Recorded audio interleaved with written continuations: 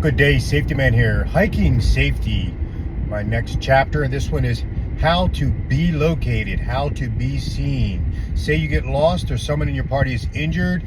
Real quick video, going to show you one of the best ways to use just the things you naturally have with you and natural resources to get yourself seen by a potential search party, plane, helicopter, or people in the woods or an adjacent hill, or just a far end of a field, and your voice, your yelling is just not making it.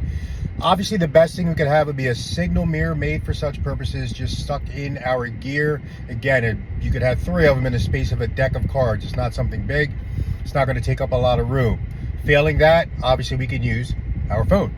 The screen on our phone, I don't care who makes it. If it's a smartphone, it's going to be shiny enough.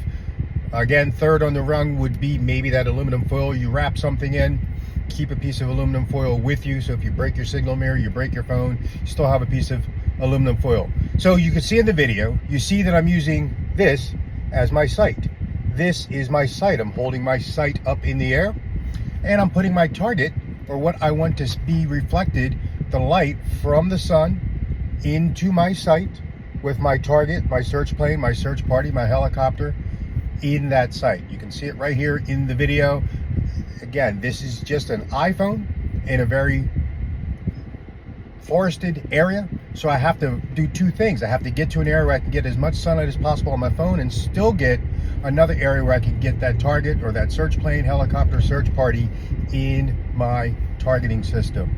Now at night we would do the exact same thing, but there's not going to be any sun, right?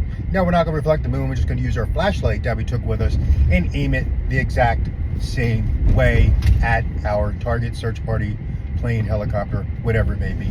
Be safe, stay ready, train down.